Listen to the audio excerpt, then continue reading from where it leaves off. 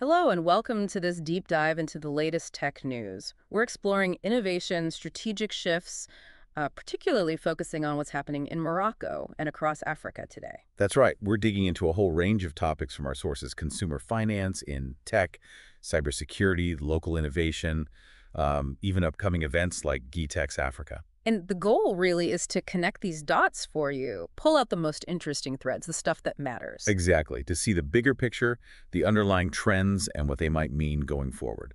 Okay, so let's kick off with something that definitely caught our eye. Samsung teaming up with the Moroccan credit company Sofac. Ah, yes, the installment plan deal. Precisely. Offering payment plans for electronics, mainly smartphones. The stated aim, according to Samsung's Han Kim, is making their technology more accessible in Morocco. And partnering with Sofac makes a lot of sense strategically. I mean, Sofac has deep roots and, crucially, expertise in consumer credit right there in Morocco. Right. Their know-how in assessing creditworthiness, managing risk, that's got to be a huge plus for Samsung. Makes the whole thing more secure for them. Definitely. It's not just about offering credit. It's about doing it smartly, minimizing their own risk. And we need to put this in context, too. We saw data from Canalys showing Samsung's phone shipments in Africa actually dropped, 17% in Q4 2024? Yeah, that's a significant dip. Competition's tough. So you could see Morocco becoming a kind of strategic laboratory for them, testing this payment model out. Absolutely, a test bed. If it works well in Morocco, you could easily see them trying to adapt and roll this out in other African markets where similar consumer finance needs exist. So what about the actual deal for Moroccan consumers? What are the potential upsides and maybe downsides? Well, the starting payment is pretty low, 110 dirhams a month, apparently, with repayment periods up to 3 years. That sounds accessible on the surface. There's always a but, isn't there? The big question, highlighted in the source material, actually, is about access to that financing. It depends on Sofac's credit assessment. So, what about people in the informal economy? Or young people without a steady income, or those without a formal banking history? Exactly. Are they going to be able to qualify? Or does this primarily benefit those who could probably already afford it or get credit elsewhere? That's the crucial point. It's a really interesting shift for Samsung, though, isn't it? From just being a manufacturer To becoming more of a facilitator of access, as you put it earlier. Yeah. Integrating financing directly into their sales pitch. It's common in other sectors, like cars or appliances, but feels like a strategic evolution for a phone maker. It definitely taps into that broader theme of financial inclusion, or loose access to consumer goods, adapting the business model to fit the local economic realities. It's a smart adaptation, really. Okay, let's switch gears. From global giants adapting locally to local innovation making waves. Yeah. SEMS. Yes. SEMS, the Supplier Efficiency Management System, developed by a Moroccan company, eSolution. And it just won an award, right? The Innovation Award at the Assises de l'Excellence Achat 2025. So what does it actually do? It's designed to completely streamline how companies manage procurement, basically the whole relationship with their suppliers. Think automating tenders, making transactions secure, centralizing all the data. Okay, so the benefits are? Pretty clear. Less paperwork, obviously, but also better performance, cost savings, and really importantly, full traceability of the entire purchasing process. Transparency. And the source mentioned an intelligent portal for suppliers. Makes it easier for them, too. Exactly. Suppliers can register, upload documents, track their orders, respond to calls for tender, all autonomously. It brings a lot more transparency to a process that can sometimes feel a bit opaque. What I found really encouraging was the ambition. eSolution isn't just stopping in Morocco. They're planning to expand to New York. Yeah, taking Moroccan tech expertise to North America. It's a great showcase, a real testament to the quality of innovation happening there. So SEMS is like a concrete answer to those big challenges companies face everywhere. Digitalization, efficiency, staying competitive. Precisely. It tackles operational efficiency and transparency head-on, helping businesses optimize costs and processes. A really strong local solution with global potential. Right. Let's look ahead now to a major event on the continent.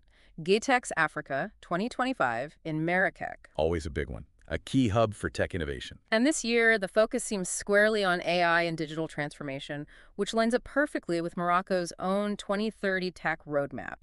They're expecting, what, over 800 startups? And 350 investors. It's a massive gathering. The focus on AI is particularly interesting. How so? Well, Africa generally has some catching up to do structurally in AI, Yeah. getting machines to simulate human intelligence effectively.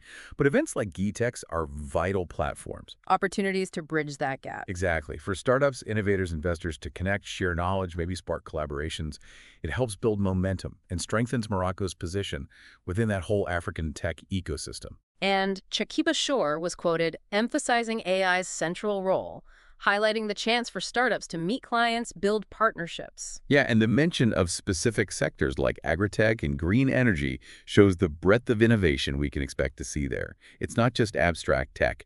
It's about real-world applications. So it's more than just a trade show. It's a real catalyst. Absolutely. It's where ideas get exchanged, deals potentially get done, and the future direction of African tech gets shaped. Okay, before we wrap up the main discussion, let's quickly touch on a few other tech stories buzzing around.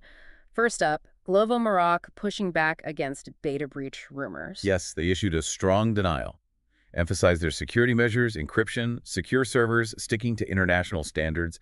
They're urging users to be wary of misinformation, basically a reassurance message. Got it. Then the one that always gets gamers talking, rumors of a handheld Xbox, possibly revealed in June 2025. The whispers are getting louder.